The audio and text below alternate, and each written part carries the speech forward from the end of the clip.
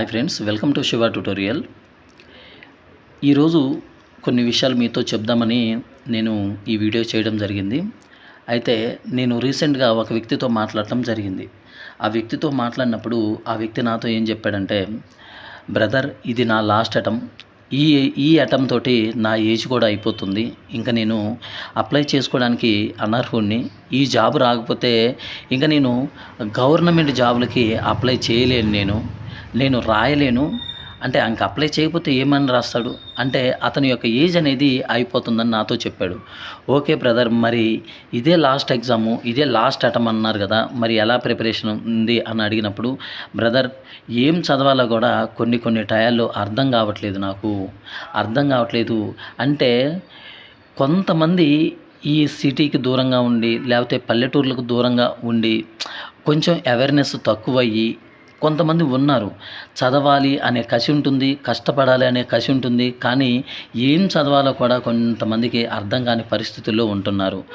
నేను మీతో ఒక విషయం ఏం చెప్తానంటే, చూడండి, ఇది 30 to 40 ఇయర్స్ వాళ్ళకి మాత్రమే కాదు. 30 to 40 ఇయర్స్ మధ్యలో ఉన్నోళ్ళు ఏ విధంగా ప్రిపేర్ అవుతున్నారు, ఇది వాళ్ళకు ఒక్కలే కాదు. ఇదే నా లాస్ట్ అటెంప్ట్ అని అనుకునే 25 సంవత్సరాల వ్యక్తికి కూడా నేను చెప్పదలుచుకునేది ఏంటంటే, నాకు ఇంకా వయసు ఉంది, నేను ఈ టైంలో కాకపోతే నెక్స్ట్ టైంలో కొట్టగలుగుతానులే అనే నిర్లక్ష్యం అనేది మీకు ఉండకూడదు. ఓకేనా? 25 సంవత్సరాలైనా, 30 సంవత్సరాలైనా, 35 సంవత్సరాలైనా, 40 సంవత్సరాలైనా, 40 సంవత్సరాలని ఎందుకు మెన్షన్ చేయడం జరుగుతుందంటే, కోవిడ్ వలన 3 ఇయర్స్ ఎక్కువ ఇచ్చాడు కాబట్టి ఇది ఈ ఒక్క నోటిఫికేషన్కే ఉన్నది. కాబట్టి 22 సంవత్సరాల వ్యక్తి అయినా సరే, 25 సంవత్సరాల వ్యక్తి అయినా సరే గ్రూప్ డి కొట్టాలి అనుకున్నప్పుడు ఇదే నా లాస్ట్ అటెంప్ట్. ఇంకా నేను మరలా 2026లో ప్రిపేర్ అవుతాను, 2027లో ప్రిపేర్ అవుతాను, 2030లో కూడా నేను ప్రిపేర్ అవుతాను అని అనుకున్నప్పుడు ఇంకా ఆ వ్యక్తి కాంపిటేటివ్ ఫీల్డ్కి పనికిరాడు. ఎందుకు? 2025నే నువ్వు నిర్లక్ష్యం చేస్తే, ఈ నిర్లక్ష్యంలోనే అంటే ఈ సంవత్సరమే ఒక్క పోస్ట్కి ఎక్కువ కాంపిటీషన్, దాదాపు 800 నుంచి 1000 మంది కాంపిటీషన్ ఉంటే 2026లో ఏ విధంగా ఉంటుంది, 2030 వరకు వచ్చేసరికి ఎలా ఉంటుంది? అంటే నేనేం చెప్పదలుచుకున్నాను అని అంటే, ప్రిపరేషన్ విధానాన్ని కొంచెం మార్చుకోండి. నేను పాత పద్ధతులను పట్టుకొని పోతాను, నేను 2019 పేపర్ పట్టుకొని పోతాను, 2020 పేపర్ పట్టుకొని పోతాను, అది కాదు. అప్డేట్ అవుతున్నారా? బావిలో కప్పలాగా నాకు తెలిసిందే లోకం అనుకొని మాత్రం ప్రిపేర్ అవ్వకండి. మరి ముఖ్యంగా నేను ఈ 30 to 40 ఇయర్స్ మధ్య ఉన్న వాళ్ళకి ఏం చెప్తున్నానంటే, జీవితం ఏదైనా సరే కష్టాలు రావాలన్నా మీ చేతుల్లోనే ఉంటుంది, సుఖం రావాలన్నా మీ చేతుల్లోనే ఉంటుంది. ఇదే మీ లాస్ట్ నోటిఫికేషన్ కొడితే ఎన్టీపీసీ లేదా గ్రూప్ డిలో 1600 చిల్లర మనకి ఈ సికింద్రాబాద్ జోన్కు ఉన్నాయి. అదేవిధంగా టోటల్గా 32,000 పోస్టులు ఉన్నాయి భారతదేశం మొత్తం మీద. ఆ 32,000 పోస్టుల్లో ఒక పోస్టు మీదే అనుకున్నట్టు మాత్రం ఖచ్చితంగా చదివితే ఖచ్చితంగా ఈ రూట్లో మీరు వెళ్ళేది వేరు, మీ కుటుంబాన్ని కూడా నడిపించగలుగుతారు. ఇప్పుడు సపోజ్ మీ మీద మిమ్మల్ని ఒక 100 కేజీలు మీ మీద బరువు పెట్టి వెళ్ళమని చెప్పి మిమ్మల్ని నేను ఒక రూట్లో పంపిస్తున్నాను.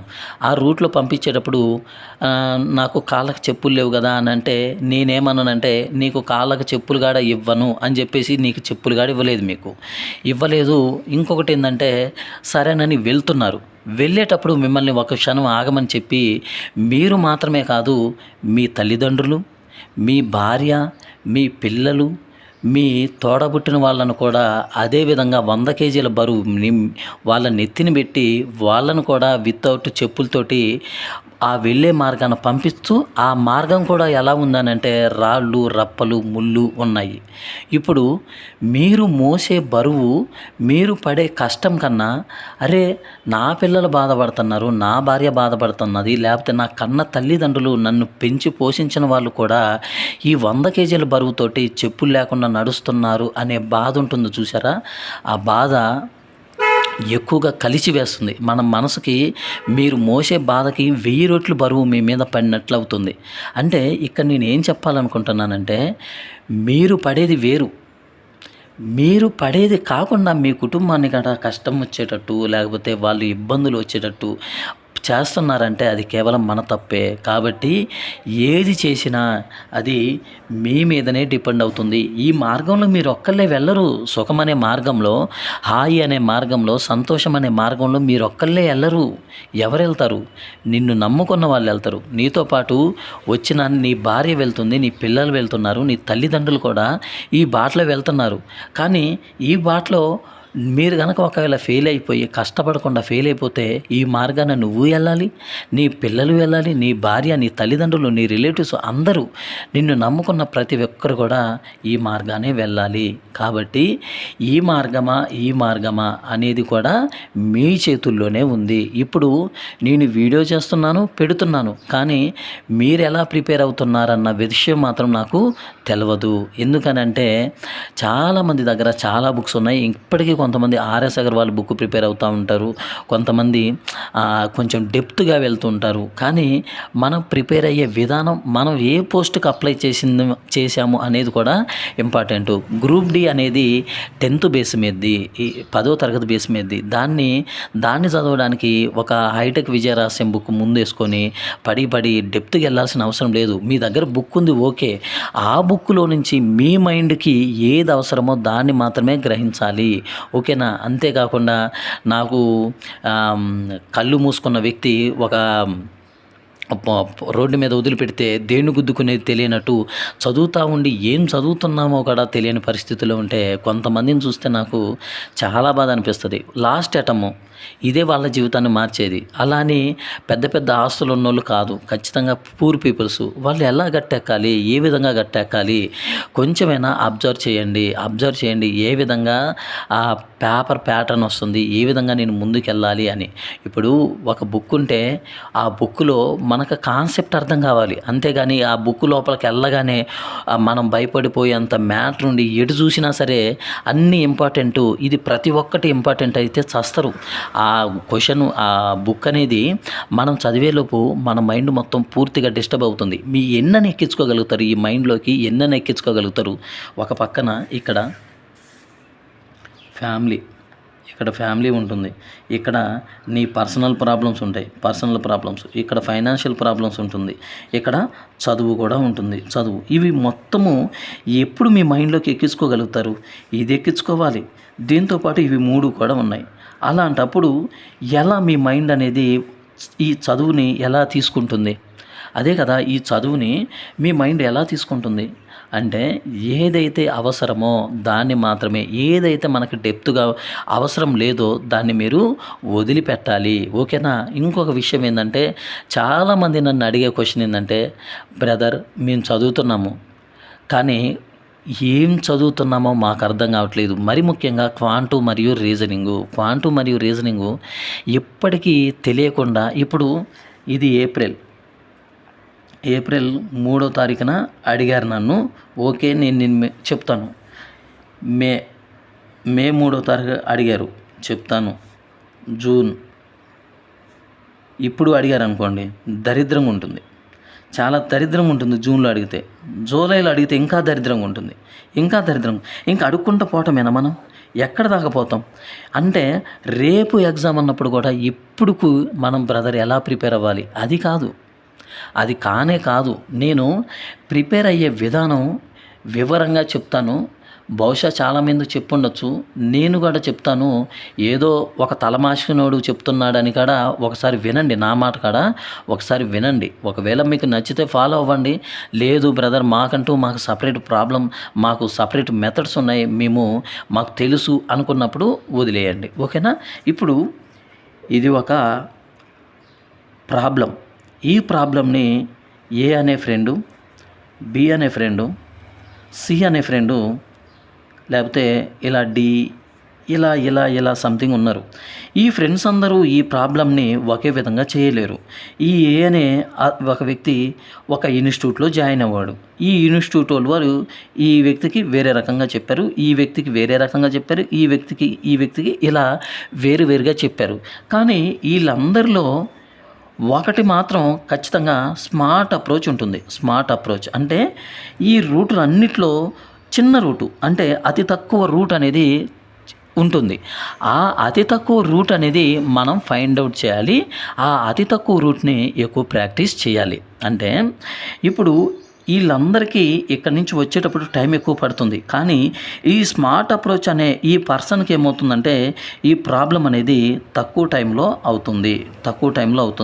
ఇక్కడ మనకి టైం అనేది మోస్ట్ ఇంపార్టెంట్. ఇప్పుడు ఒక ఎగ్జామ్ హాల్‌కి మనల్ని ఒక 10వ తరగతి పిల్లవాడిని అంటే కాంపిటేటివ్ ఎగ్జామ్‌కి ప్రిపేర్ అవ్వే పిల్లవాడిని 10వ తరగతి పిల్లవాడిని తీసుకొని వస్తే ఆ ఇద్దరి ముందు చాయ్ బిస్కెట్ పెట్టి లేకపోతే తినడానికి ఏమైనా పెట్టి మీ ఇష్టము ఈ మార్నింగ్ నుంచి ఈవినింగ్ వరకు ఈ క్వశ్చన్స్ చేయండి అంటే ఆ అబ్బాయి చేస్తాడు, మనము చేస్తాము. అక్కడ మెయిన్ ఇంపార్టెంట్ ఏంటంటే ఎగ్జామ్ హాల్లో కూర్చున్న ప్రతి వ్యక్తి కూడా ఆ పేపర్‌ని క్లియర్ చేయగలుగుతాడు. గ్రూప్ డి పేపర్ అవని, ఎన్టీపీసీ పేపర్ అవని క్లియర్ చేయగలుగుతాడు.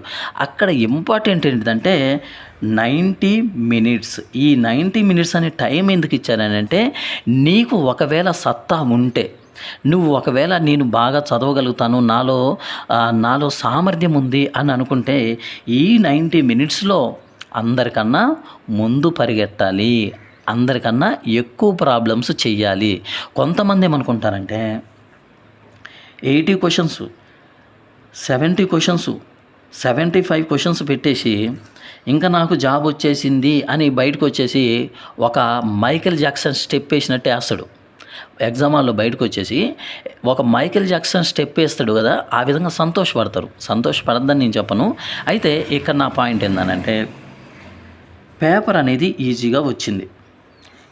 ఇప్పుడు నువ్వు 80 పెట్టానని సంబరపడ్డావు కదా, అదే 80 మార్క్స్ ఆ ఎగ్జామ్‌కి అటెండ్ అయిన 100 మంది పెడితే ఆ ఎగ్జామ్‌కి అటెండ్ అయిన 100 మంది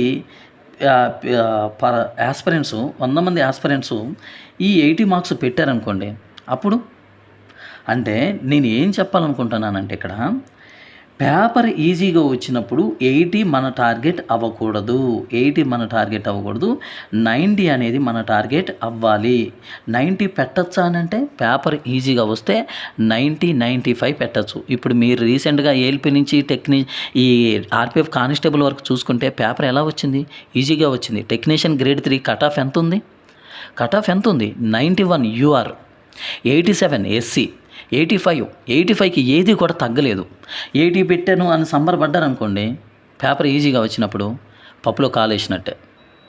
ఇది కాదు ముఖ్యము. పేపర్ ఈజీగా వచ్చినప్పుడు మనం అటెంప్ట్ చేసే క్వశ్చన్స్ కూడా ఎక్కువ ఉండాలి. మరి ఇన్ని క్వశ్చన్స్ అటెంప్ట్ చేయాలంటే మీరు ఏం చేయాలి?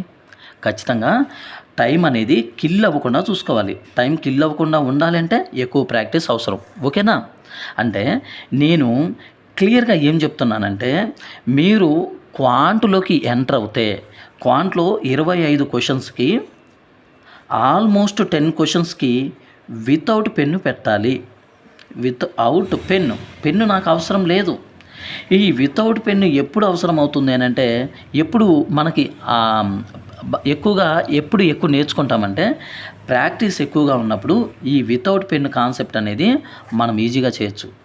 ఈ వితౌట్ పెన్ను 10 క్వశ్చన్స్ వరకు వితౌట్ పెన్ను పెట్టగలిగితే మిగతా మీకు 15 క్వశ్చన్స్‌కి టైం అనేది సేవ్ అవుతుంది.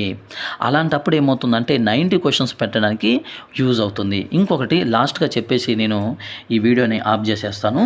ఒకటి చూడండి లాస్ట్‌గా. ఇప్పుడు పర్సంటేజెస్ అనే ఒక చాప్టర్ మీరు చేస్తున్నారు. నేను చెప్పేది జాగ్రత్తగా వినండి. ఎవరైతే లాస్ట్ టైం ప్రిపేర్ అవుతున్నామో మా జీవితం అనేది ఈ ఎగ్జామ్ మీదనే డిపెండ్ అయింది అనుకున్న వాళ్ళు కష్టపడి చదవండి, కష్టపడండి. ఏదైనా ఫ్రెండ్స్ గుర్తుపెట్టుకోండి, మీ జీవితం మీ కష్టం మీదనే ఆధారపడుతుంది. అయితే ఈ పర్సంటేజెస్ అనే చాప్టర్ నేర్చుకునేటప్పుడు మీ దగ్గర ఒక బుక్ ఉంది. ఈ బుక్లో 500 క్వశ్చన్లు ఉన్నాయనుకోండి, 300 క్వశ్చన్స్ ఉన్నాయనుకోండి, ఓకేనా? ఇవి మొత్తం చేసి ఇవి మొత్తం చేసి ఇప్పుడు మీరు పర్సంటేజెస్ చాప్టర్ని నేర్చుకుంటున్నారు. గుర్తుపెట్టుకోండి, నేర్చుకుంటున్నారు, ప్రాక్టీస్ కాదు. గుర్తుపెట్టుకోండి, నేర్చుకుంటున్నారు అనుకోండి. 12 మోడల్స్ ఉన్నాయనుకుందాం సపోజ్. ఈ 12 మోడల్స్లో ఫస్ట్ మోడల్ నుంచి ఒక 5 ప్రాబ్లమ్స్, సెకండ్ మోడల్స్ నుంచి ఇంకొక 5 ప్రాబ్లమ్స్, అలా ఈ 12 మోడల్స్కి సంబంధించి 5 ప్రాబ్లమ్స్ చేసుకుంటూ వెళ్ళండి. ఇక్కడ నేర్చుకోవడం కంప్లీట్ అయిపోయింది. ఇప్పుడు ప్రాక్టీస్ చేయాలి. ప్రాక్టీస్ చేసేటప్పుడు ఏం చేస్తారంటే ఈ 5 ప్రాబ్లమ్స్ని ఒక్కొక్క మెథడ్ నుంచి 5 ప్రాబ్లమ్స్ నేర్చుకునేటప్పుడు మీ నోట్బుక్ ఎలా ఉండాలంటే నోట్బుక్ ఎలా ఉండాలంటే చాలా నీట్గా ఉండాలి. ఎందుకనంటే ఇవి మీరు మరలా చూసుకునేటట్టు ఉండాలి. ఇప్పుడు ప్రాక్టీస్ విషయానికి వస్తే అక్కడ మీ రఫ్ ప్రాబ్లమ్ని ఎక్కించుకోకుండా మామూలుగా రఫ్గా చేసేయండి. అంటే మామూలుగా ఇలా రాస్తాం కదా, అలా రాసేసుకుంటా ప్రాబ్లమ్ని ఏం చేస్తారంటే క్లియర్ చేసుకోండి. అంటే ప్రాక్టీస్ చేసేటప్పుడు మీ నోట్స్ అందంగా ఉండాల్సిన అవసరం లేదు. కానీ ఇక్కడ మీరు నోట్బుక్లో ఎక్కించుకునేటప్పుడు మాత్రం నీట్గా ఉండాలి. ఇక్కడ పర్సంటేజెస్ చాప్టర్ నుంచి 500 క్వశ్చన్స్ వస్తే ఈ 500 క్వశ్చన్స్ని నీట్గా రాయాలనుకోండి, అక్కడ మనకు టైం మొత్తం కిల్ అవుతుంది. ఎందుకనంటే మీకు రైల్వే వాళ్ళు ఫోన్ చేసి మీ నోట్స్ ఒకసారి తీసుకురండి, మీరు ఎంత నీట్గా రాశారో ఒకసారి చూస్తాను అని అడగరు మిమ్మల్ని. మీ నోట్స్ తోటి సంబంధం లేదు అక్కడ.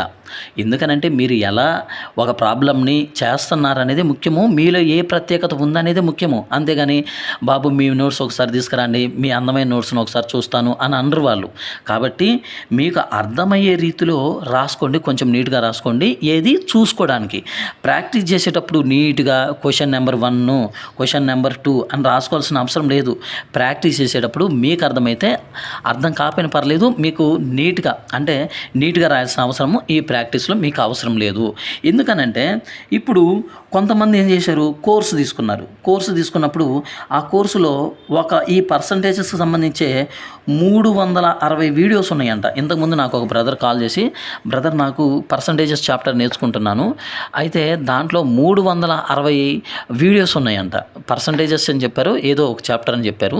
అయితే 360 వీడియోస్ చూసేటప్పుడు అతని యొక్క జీవితకాలం అనేది అయిపోయింది. ఇంకా 360 వీడియోస్ ఒక చాప్టర్కే ఉంటే అలా కొన్ని చాప్టర్స్ తీసుకునే లోపు జీవితం మొత్తం అయిపోతుంది. మరి ఇవి ఎలా?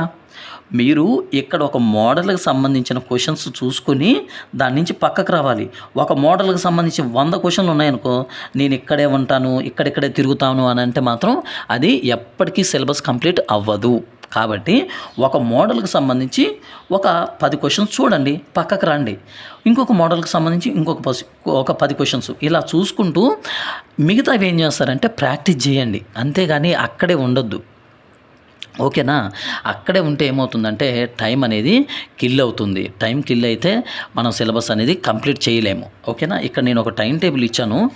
ఎవరికైతే నాకు ఈ జాబ్ కావాలి, ఇదే నా లాస్ట్ అటెంప్ట్ అనుకుంటారో వాళ్ళ కోసం ఈ టైం టేబుల్ ఒకసారి చూసుకోండి. ఇక్కడ మ్యాథ్స్ అనేది మార్నింగ్ 7 గంటల నుంచి ఉదయం 10 గంటల వరకు నేను ఇవ్వటం జరిగింది. ఎందుకనంటే మ్యాథ్స్ చాలామందికి కొంచెం డిఫికల్ట్గా ఫీల్ అవుతారు. ఇది నాకు రాదు, దీంట్లో కొంచెం ఎక్కువ ప్రాబ్లమ్స్ ఉంటాయి, కొంచెం ఎక్కువ తలనొప్పి ఉంటుంది అని అనుకుంటారు. ఈ టైంలో ఏమవుతుందంటే మీ మైండ్ అనేది చాలా ఫ్రెష్గా ఉంటుంది. అంటే అర్థం చేసుకోవడానికి, ఏదైనా రిసీవ్ చేసుకోవడానికి ఎలా ఉంటుందంటే చాలా హాయిగా ఉంటుంది రిసీవ్ చేసుకోవడానికి. కాబట్టి ఈ మార్నింగ్ 7 నుంచి 10 వరకు ఏం చేస్తారంటే మ్యాథ్స్ చేయండి. మ్యాథ్స్ చేసేటప్పుడు మీ చెయ్యి కొంచెం స్ట్రగుల్ అవుతుంది కదా, మ్యాథ్స్ చేసి ఉంటారు కదా, స్ట్రగుల్ అవుతుంది. అలాంటప్పుడు నెక్స్ట్ ఏం చేస్తారంటే రీజనింగ్ చేయకండి. ఎందుకంటే రీజనింగ్లో కూడా మన చెయ్యి అనేది కొంచెం స్ట్రగుల్ అవుతుంది, అంటే రాయాల్సింది ఉంటుంది. కాబట్టి ఏం చేస్తారంటే జనరల్ సైన్స్ చదవండి. సైన్స్ చదివేటప్పుడు మీకు చెయ్యితో అంత పని ఉండదు. కాబట్టి ఏం చేస్తారంటే 10:30 నుంచి 1 గంట వరకు ఈ సైన్స్ చదవండి. సైన్స్ చదివి మరలా ఏం చేస్తారంటే రీజనింగ్ చదవండి. రీజనింగ్ తర్వాత current affairs, general awareness, GK ఈ ఒక 2 గంటలు చదవండి. ఇప్పుడు ఇది మొత్తం కంప్లీట్ అయిన తర్వాత ఏం చేస్తారంటే ఇది మొత్తం కంప్లీట్ అయినాక మార్నింగ్ మీరు మ్యాథ్స్ ఏదైతే చేశారో దాన్ని ఒక 2 గంటలు ప్రాక్టీస్ అవ్వండి. రీజనింగ్ కూడా ఒక 2 గంటలు ప్రాక్టీస్ అవ్వండి. ఎందుకు? నాకు ఖచ్చితంగా జాబ్ కావాలి, ఇదే నా లాస్ట్ అటెంప్ట్ అనుకునే వాళ్ళు మాత్రమే. ఓకేనా? ఎందుకనంటే సబ్జెక్ట్ మీద గ్రిప్ తెచ్చుకొని మహా అయితే 4 నెలలు కష్టపడతారబ్బా, తర్వాత ఏసీలో కాలు మీద కాలు వేసుకొని నిద్రపోవచ్చు. ఇప్పుడు మీకు నిద్ర ఉండదేమో, తర్వాత నిద్ర పోవచ్చు. ఇప్పుడు కడుపు నిండా తినలేరేమో, అప్పుడు తినచ్చు. ఇప్పుడు ఫ్రెండ్స్తో తిరగరేమో, ఫ్రెండ్స్తో బయటికి వెళ్ళరేమో, అప్పుడు హాయిగా మీరు పిలిచిన దగ్గరకు మీ ఫ్రెండ్సే వస్తారు జాబ్ వచ్చిందని అంటే. అంతే. ఇప్పుడు కష్టపడండి. మహా అయితే నిద్ర ఉండదు, మహా అయితే కొంచెం అన్నం సరిగా తినలేరు, కానీ కష్టపడితే తర్వాత సుఖపడచ్చు. మీరే కాదు, మీ ఫ్యామిలీ కూడా. ఒక విషయం అనేది మనము చెప్పినప్పుడు అర్థం చేసుకోవాలి. ఇప్పుడు ఈ వీడియో చేస్తున్నాను, మరలా నేను జూన్లో చేశాను అనుకోండి, మేలో చేశాను అనుకో, దరిద్రంగా ఉంటుంది. ఇప్పుడు మీకు అవసరం లేని వీడియోలు పట్టించుకోకండి. ఇప్పుడు చిన్న పిల్లలకు కూడా అర్థమవుతుంది ఇది నాకు అవసరమైందా అనవసరమైందా అని. మ్యూచువల్ ట్రాన్స్ఫర్ గురించి మీకు అవసరం లేదు, దాన్ని కూడా మీరు చూస్తున్నారంటే అది మీ పిచ్చితనం అనాలి. దాన్ని కూడా మీరు ఇప్పుడు జాబ్ కొట్టకుండా ముందు ఎందుకు, ఇల్లు అలక ముందే పండగ అని అంటారు కదా మన పెద్దలు, అలా అవుతుంది. శాలరీ ఎంత వస్తుంది మీకు అవసరమా? 2019లో గ్రూప్ డి కట్ ఆఫ్ ఎంత ఉందో మీకు అవసరమా? అది 2000 గ్రూప్ డీలో కట్ ఆఫ్ ఎంత ఉంది, ఇప్పుడు గ్రూప్ డి కట్ ఆఫ్ గురించి మీకు అవసరమా? అది చిన్నపిల్లలకు కూడా అర్థమవుతుంది. ఇప్పుడు కట్ ఆఫ్ అనేది ఒకళ్ళు బేస్ చేసేది కాదు అని. ఇప్పుడు కొంతమంది చాలా తమ్మునైలు పెట్టి వీడియోలు చేస్తుంటారు, దాన్ని చూసే మీరు పక్కకు రావాలి. వాళ్ళు బయటికి వెళ్ళేది, వాళ్ళ పిల్లలతో ఆడుకునేది, లేకపోతే వాళ్ళు జాబ్లో ఎలా ఉండేది, వాళ్ళు నైట్ షిఫ్ట్లు వెళ్తున్నారా, పగల షిఫ్ట్లు వెళ్తున్నారా, పగల షిఫ్ట్లో వెళ్తే ఎలా ఉంటుంది, ఇది మొత్తం మీకు అవసరమా? ఈ చిన్న విషయాలు కూడా తెలుసుకోకుండా మీరు కాంపిటేటివ్ ఫీల్డ్లోకి ఎలా ఎంటర్ అవుతున్నారు, ఎలా ప్రిపేర్ అవుతున్నారు చెప్పండి. ఒక విషయం అనేది మనకు ఉపయోగకరమైంది లేదా అనేది ఇక్కడ కాన్సెప్ట్ చెప్పడానికే నాకు టైం సరిపోవట్లేదు. ఇలాంటి వీడియోస్ కూడా నేను ఎందుకని ఎక్కువ చేయను. ఎందుకనంటే మీకు ఒక 10 నిమిషాల టైమే 10 లక్షలతో సమానం. ఆ 10 నిమిషాల టైంని నేను కూడా తీసుకొని దాన్ని నేను నా స్వార్థం కోసం, నా వ్యూస్ కోసం నేను కనుక యూజ్ చేసుకున్నాను అనుకోండి, అప్పుడు నాకే ఇంకా దరిద్రం అవుతా, నేను చాలా దరిద్రం అవుతా. మీ దగ్గర నుంచి ఆ 10 నిమిషాలు కంటే నేను లాక్కొని బతికినట్టు అవుతుంది. కాబట్టి కొంచెం ఆలోచించండి. ఏదైతే మనకు ఉపయోగపడుతుందో, ఏదైతే ఉపయోగపడదో దాన్ని గుర్తుపెట్టుకోండి. అంతేగాని ఒక వీడియో చేయగానే దాన్ని కొన్ని వేల మంది చూడటం కాదు. కాన్సెప్ట్ చేయడానికే టైం సరిపోవట్లేదు నాకైతే. ఒక వీడియో చేయడానికి సైన్సు, రీజనింగ్, క్వాంట్ చేయడానికి టైం కుదరక అల్లాడుతున్నాను. అలాంటిది మీరు మ్యూచువల్ ట్రాన్స్ఫరు లేకపోతే జాబ్ వస్తే మీ లైఫ్ మారిపోతుంది, అది మారిపోయింది ఒకరు చెప్పాల్సిన అవసరం లేదు, జాబ్ వస్తే మీకే అర్థమవుతుంది. కాబట్టి కొంచెం ఆలోచించండి. ఇది జీవితం పరుగు పందెం. లైట్ తీసుకోవద్దు. లైట్ తీసుకొని ఏదో పిచ్చోడు పచ్చడి తిన్నట్టు నేను ఒకదే దాన్ని పట్టుకొని ఉంటాను, ఒకేలాగా ఉంటానంటే 2026లో గ్రూప్ డి రాయాల్సి వస్తుంది, 2030 దాకా కూడా రాయాల్సి వస్తుంది. కాబట్టి కొంచెం ఆలోచించండి. మరీ చిన్నపిల్లలు కాదు కదబ్బా. ఇప్పుడు చిన్నపిల్లలు కాదు, కొంతమంది పెళ్ళైన వాళ్ళు ఉన్నారు, కొంతమంది పెళ్లి కాని వాళ్ళు ఉన్నారు, కొంతమంది పెళ్ళిళ్ళ కోసం వెయిట్ చేసే వాళ్ళు ఉన్నారు, జాబ్ రాగానే పెళ్లి చేసుకుందామని. ఆ విధంగా ఉన్నోళ్ళు మీరు చిన్నపిల్లలు కాదు కదా. ఏదైతే వీడియో మీకు ఉపయోగకరంగా ఉందో, ఏదైతే వీడియో ఉపయోగకరంగా లేదో అది మీరు ఐడెంటిఫై చేసుకోవాలి. మీకు నేను చెప్తున్నాను అంతే. మీకు అది తీసుకోవాలా అనేది మీ విషయం. ఎందుకనంటే నాకు ఈ యూట్యూబ్లోకి అడుగుపెట్టింది నేను ఏదో డబ్బులు సంపాదించాలి లేకపోతే ఏదేదో చేయాలని కాదు. నేను పడని కష్టమేం లేదు. నేను అన్ని కష్టాలు అనుభవించే ఈ స్థాయికి వచ్చాను, ఇక్కడి వరకు వచ్చాను, ఇప్పటికీ అనుభవిస్తాను. ఇప్పుడు రేపు జాబ్ వచ్చినంత మాత్రాన నాకు ఏ కష్టం ఉండదని కాదు, ఆ కష్టాన్ని కూడా ఫేస్ చేయగలనని ఒక నమ్మకం. ఇప్పుడు ఈ ఈ మనకి అమౌంట్ కాదు ముఖ్యము, పైసలు కాదు ముఖ్యము. మనకి ఏందనంటే మీ జీవితం కనుక ఒకవేళ బాగుపడితే ఖచ్చితంగా నన్ను గుర్తుపెట్టుకుంటారు. మీరు ఒకవేళ మర్చిపోయినా సరే ఆ ఫీలింగ్ నాకు ఉంటుంది. నేను చెప్పిన దానివల్ల ఒక వ్యక్తి క్వాలిఫై అయ్యాడని ఒక నమ్మకం నాకు ఉంటుంది, ఒక సంతోషం నాకు ఉంటుంది. ఓకేనా? ఇంకొక విషయము, ఆ 9th దాని గురించి కూడా ఒక అప్డేట్ ఇస్తాను చూడండి ఒకేసారి. ఇక్కడ నేను 9th ఓన్లీ బయాలజీ కాదు ఇచ్చేది. చాలామంది నాకు కాల్ చేసి అడుగుతున్నారు, అందుకని ఇక్కడ క్లారిఫై చేస్తాను. ఒక బయాలజీ కాదు, ఫిజిక్స్ ఇస్తున్నాను, కెమిస్ట్రీ కూడా ఇస్తున్నాను. ఇంకోటి ఏంటంటే చాలామంది బ్రదర్ మీరు పీడిఎఫ్ లాగా ఇవ్వచ్చు కదా, బుక్ లాగా ఎందుకు అని ఇప్పటికి అడుగుతున్నారు. చాలామంది కాల్ చేసి మెసేజ్ చేసి అడిగితే నేను ఒకటే చెప్తున్నాను, నేను బుక్ రూపంలోనే ఇస్తాను, పీడిఎఫ్ రూపంలో ఇవ్వలేను బ్రదర్, ఏమనుకోకండి అని చెప్తున్నాను. ఎందుకనంటే ఇక్కడ బుక్ రూపంలోనే ఇస్తేనే నా టైం అనేది వేస్ట్ అవుతుంది. ఎందుకనంటే నేను ప్రింట్ తీపియాలి, ఇక్కడ ప్రింట్ తీపియాలి, ఆ ప్రింట్ ఛార్జెస్ కూడా నావే. ప్రింట్ ఛార్జెస్ కూడా నావే. ఇక్కడ డెలివరీ చేయించడానికి పోస్ట్ ఆఫీస్ దగ్గరకు కూడా పోవాలి. ఆ పోస్ట్ ఆఫీస్ దగ్గరకు పోయేటప్పుడు కూడా అక్కడ పోస్టల్ ఛార్జెస్ కూడా నావే. ఇవి మొత్తం కలుపుకొని 350 రూపాయలు నేను అన్నది. నేను ఒక పీడిఎఫ్ 350 రూపాయలు అంటే మీరు నన్ను తిట్టుకున్నా లేకపోతే కామెంట్స్ పెట్టినా ఒక రకము. ఇక్కడ ప్రింట్ ఛార్జెస్, డెలివరీ ఛార్జెస్ మొత్తం కలుపుకుని కదా. ఇప్పుడు నేను ప్రింట్ పంపిస్తాను, అది 120 పేజీలు ఉంది. దాన్ని మీరు బయట తీపిచ్చారనుకోండి, మీకు ఛార్జెస్ అవుదా? ఇప్పుడు 200 రూపాయలు అవుతా ఛార్జెస్, ప్రింట్ ఛార్జెస్. ఇప్పుడు నేను 200 రూపాయలు మీకు పీడిఎఫ్ ఏమో 200 రూపాయలు, పీడిఎఫ్ కాస్ట్ 200 రూపాయలు, ఇక్కడ మీరు ప్రింట్ తీసుకోవడానికి మొత్తం 400 అవ్వట్లేదా? నాకు నష్టం వచ్చినా పర్లేదు, కానీ పీడిఎఫ్ని విచ్చలవిడిగా చేయకూడదు. కష్టపడి చదివేవాడికి అన్యాయం జరగకూడదు. ఎందుకనంటే ఇప్పుడు కష్టపడి చదివేవాడు చాలా ఇదిగుంటాడు, ఆ పీడిఎఫ్ తీసుకొని చాలా కష్టపడతాడు. కొంతమంది ఏం చేస్తారంటే దాన్ని ఇస్తరాకులు పంచుకున్నట్టు పంచుకుంటారు. అప్పుడు ఏమవుతుందంటే కాంపిటీషన్ పెరిగిపోతుంది, కష్టపడి చదివినోనికి విలువ లేకుండా పోతుంది. నేను ఇలా నష్టం వచ్చినా పర్లేదు బుక్ రూపంలో నేను అందియాలని నేను చూస్తుంటే, కొంతమంది అయితే పీడిఎఫ్ మాత్రం ఇవ్వలేనండి. దయచేసి నన్ను అర్థం చేసుకోండి. పీడిఎఫ్ ఎట్టి పరిస్థితుల్లోనే ఇవ్వలేను. మీకు ఇష్టం ఉంది, నాకు కాన్సెప్ట్ కావాలి, నాకు ఎన్సీఆర్టీ కాన్సెప్ట్ కావాలంటే తీసుకోండి. లేదు బ్రదర్, ఇప్పుడు ప్రసన్న హరికృష్ణ గారి బుక్కే చాలా 400 పెడితే వస్తుంది అనుకున్నప్పుడు తీసుకోండి, నాకు అభ్యంతరం ఏం లేదు. నా బుక్ తీసుకోండి అని నేను చెప్పను. ఎందుకనంటే ఆ బుక్కి నా బుక్కి సంబంధం లేదు. అది గ్రూప్స్కి లేకపోతే పెద్ద పెద్ద వాటికి ప్రిపేర్ అయ్యే వాళ్ళు కూడా తీసుకుంటారు. నేను అలానే ఆ బుక్ని నేను ఏమంటలేదు. ఎందుకనంటే అది ఆయన తయారు చేసిన సార్ గారు చాలా పెద్దవారు, గొప్పవారు, కాబట్టి అతన్ని నేనేమంటలేదు. అది ఆ సార్కి సంబంధించింది. కానీ ఇది నా బుక్. నేనేందంటే కాన్సెప్ట్ రాశాను. బిట్ బ్యాంక్ కావాలనుకునే వాళ్ళకి ఈ బుక్ అనేది పనికి రాదు. నాకు బిట్సే కావాలి బ్రదర్, నా కాన్సెప్ట్ ఎందుకు? మాకు క్వశ్చన్స్ మేము వెతుక్కోవాలి అనుకునే వాళ్ళకి ఉండదు.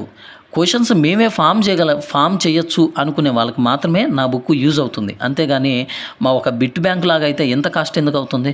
బిట్ లాగా రాస్తే ఎంత కాన్సెప్ట్, ఎంత బుక్ అనేది ఎంత ప్రైస్ ఉండదు కదా. ఇన్ని పేజెస్ కూడా పట్టవు నాకు. ఏదో ఒక బుక్ లాగా నేను ప్రజెంట్ చేద్దామని అనుకోలేదు.